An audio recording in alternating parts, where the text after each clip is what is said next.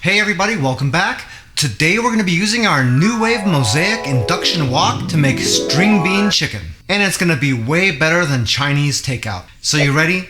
Let's get into this.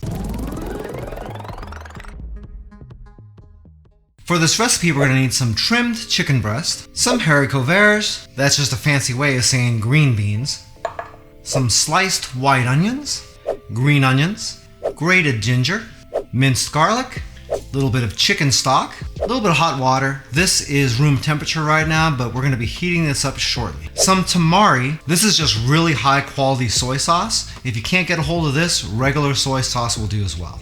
Oyster sauce, sesame seeds, black pepper, cornstarch, a little bit of sesame oil, and last but not least, a little bit of avocado oil. If you'd like to make this recipe, all the ingredients and measurements are down in the description of the video, along with the calorie count, the protein, the carbs, and the fat. The first thing we want to do is make our sauce and prep our chicken. So we're going to do the chicken first.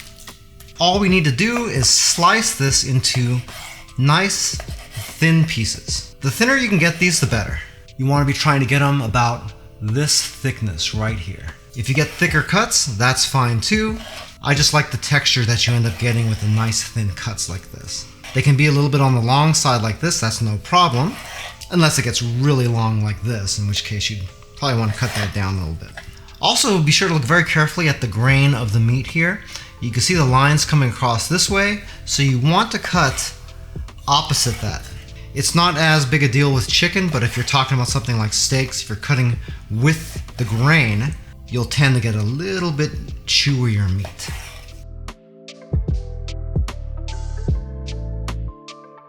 Once you got that all cut, put all this aside and work on the sauce.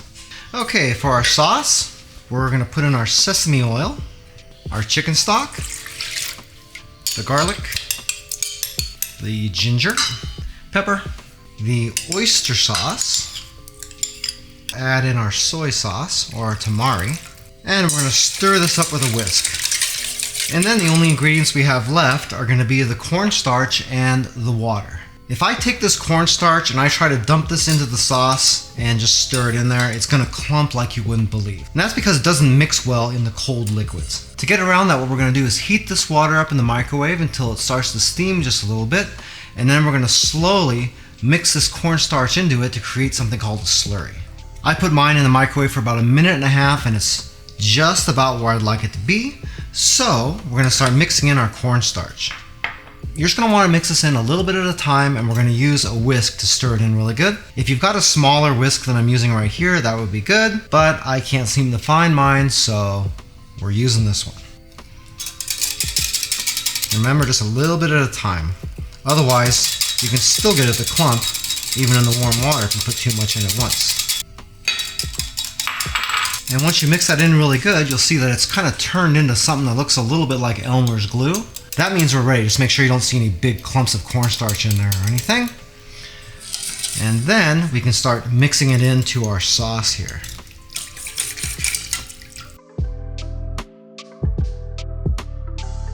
Once you got this mixed in, don't worry if the sauce isn't super thick yet. That's fine, because it's going to thicken a lot more with the chicken whenever we put it into the wok. So at this point, we're going to set this aside and start working on our vegetables. Now we're going to be using our induction wok. If you don't have an induction wok like this, it's fine. You can use a wok on your regular stove. If you don't have a wok, that's fine too. Just use a big saute pan. We're going to turn this on, and we're going to set the temperature at about 400 degrees and start it up. And we're going to pour in about half of our avocado oil. With this induction wok, it's going to heat this oil up really quick. If you're using other means, it's probably going to take a minute or so. But in any case, you're going to want to slosh that oil around and try to get the larger surface of your pan coated with this.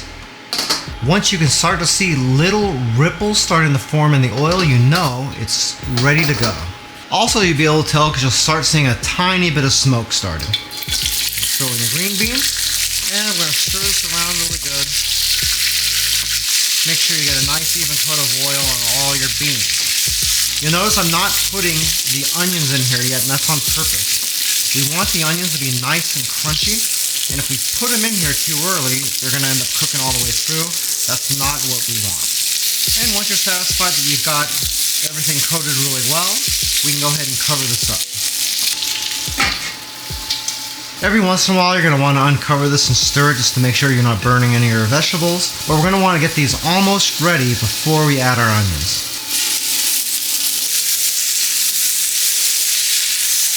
I was a little bit overzealous with the temperature, so I dropped that down to about 325. Okay, you'll be able to tell these are getting ready because these are going to start turning a lighter shade of green. It's probably pretty hard to tell on camera, but if you're not sure, you can just taste it.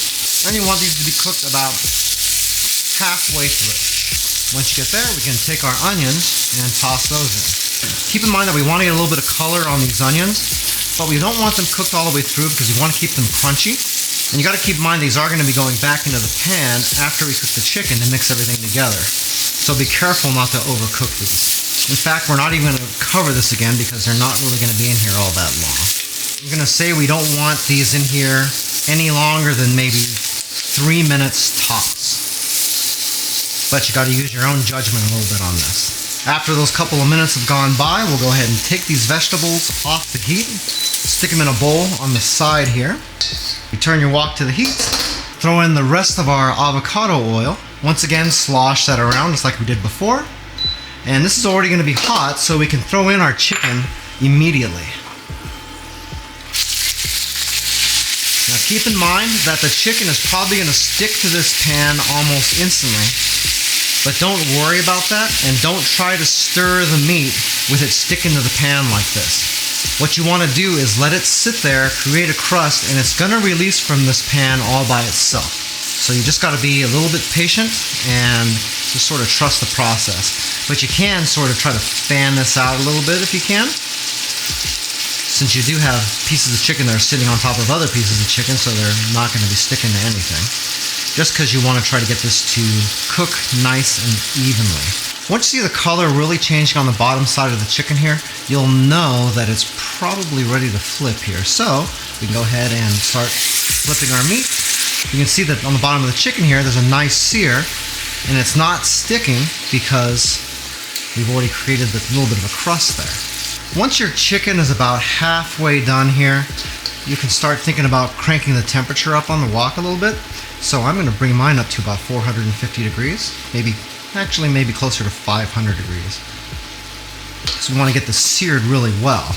And now we're no longer concerned about burning one side of the chicken or anything before we get the other side cooked. That's another reason that we wanted to cut this so thin, is that we wouldn't really have problems with stuff like that. Keep in mind that woks, especially when you're cooking at home, even if you have an induction wok like this, you're still always going to have a hotter temperature down here at the bottom than you do up here at the top. So it's going to be pretty imperative that you keep mixing this and moving stuff around if you want everything to cook nice and evenly. I mean, it's not really called a stir fry for nothing, right? By the way, if this is your first time here and you want to learn some cool new recipes, get some great cooking tips and tricks and all sorts of other kitchen related things, then start now by subscribing to the channel and clicking the notification bell so you never miss a thing. 6 months later. Okay, and this looks to be just about cooked through, so now we can add our vegetables back into the mix.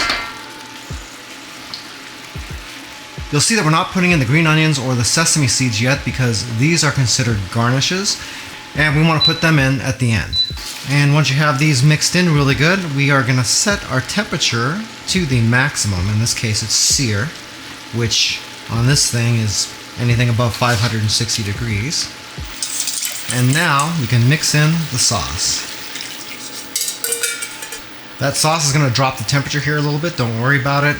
It'll come back up pretty quickly.